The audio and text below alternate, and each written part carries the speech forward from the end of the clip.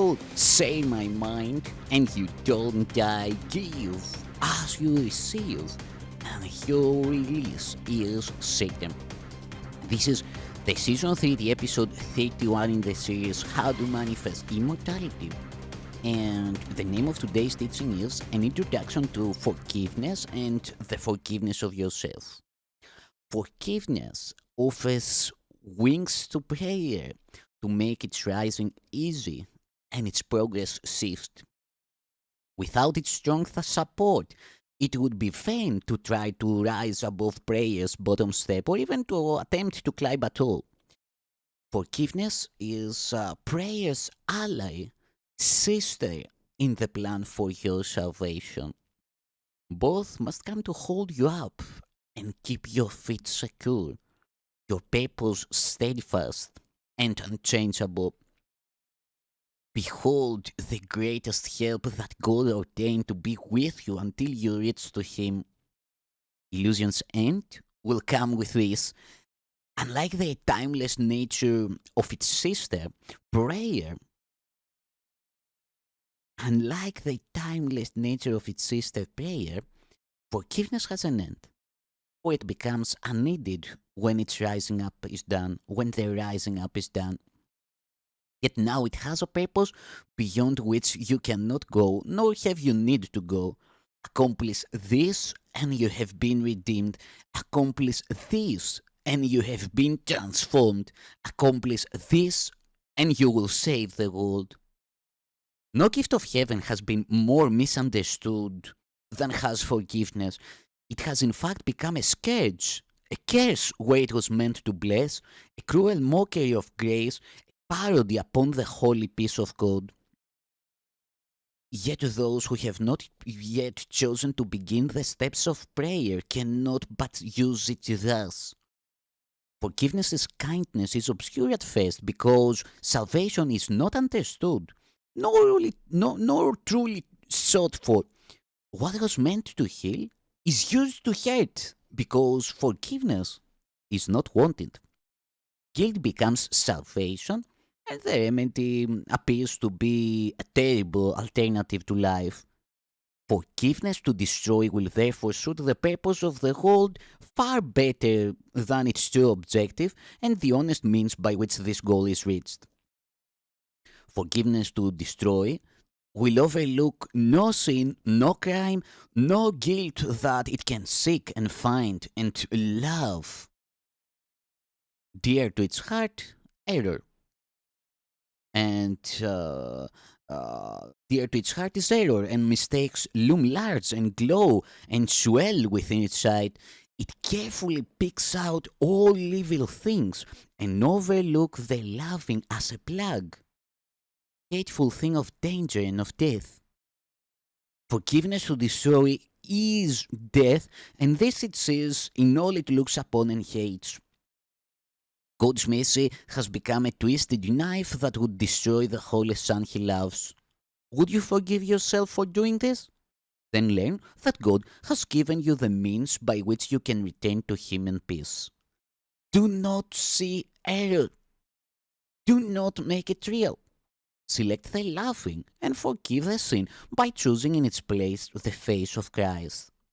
How otherwise can prayer return to God? He loves His Son. Can you remember Him and hate what He created? You will hate His Father if you hate the Son He loves. For as you see the Son, you see yourself, and as you see yourself, is God to you. As prayer is always for yourself, so is forgiveness always given you. It is impossible to forgive another, for it is only your sins you see in him. You want to see them there, and not in you. That is why forgiveness of another is an illusion. Yet it is the only happy dream in all the world, the only one that does not lead to death. Only in someone else can you forgive yourself, for you have called him guilty of your sins, and in him must your innocence now be found. Who but the sinful need to forgive, and do not ever think you can see sin in anyone except yourself. This is the great deception of the world, and you the great deceiver of yourself. It always seems to be another who is evil, and in his sin you are the injured one. How could freedom be possible if this were so? You would be slave to everyone, for what he does entails your fate, your feelings, your despair or hope, your misery or joy. You have no freedom unless he gives it to you. And being evil, he can only give of what he is. You cannot see his sins and not your own, but you can free him and yourself as well. Forgiveness, truly given, is the way in which your only hope of freedom lies. Others will make mistakes, and so will you, as long as this illusion of a world appears to be your home.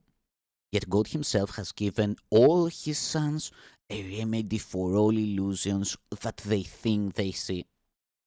Christ's vision does not use your eyes, but you can look through His and learn to see like Him. Mistakes are tiny shadows, quickly gone, but for an instant only seem to hide the face of Christ, which still remains unchanged behind them all. His constancy remains in tranquil silence and in perfect peace. He does not know of shadows. He is the eyes that look past error to the Christ in you. Ask then His help and ask Him how to learn forgiveness as His vision lets it be. You are in need of what He gives, and your salvation rests on learning this from Him. Prayer cannot be released to heaven while forgiveness to destroy remains with you. God's mercy would remove this withering and poisoned thinking from your holy mind. Christ has forgiven you, and in His sight, the world becomes as holy as Himself. Who sees no evil in it sees like Him. For what He has forgiven has not sinned, and guilt can be no more. Salvation's plan is made complete, and sanity has come. Forgiveness is the call to sanity, for who but the insane would look on sin when he could see the face of Christ instead? This is the choice you make, the simplest one, and yet the only one that you can make. God calls on you to save His Son from death by offering Christ's love to Him. This is your need, and God holds out this gift to you. As He would give, so must you give as well. And thus is prayer restored to formlessness, beyond all limits, into timelessness, with nothing of the past to hold it back from reuniting with the ceaseless song that all creation sings unto its God. But to achieve this end, you first must learn before you reach where learning cannot go. Forgiveness is the key. But who can use a key when he has lost the door for which the key was made and where alone it fits?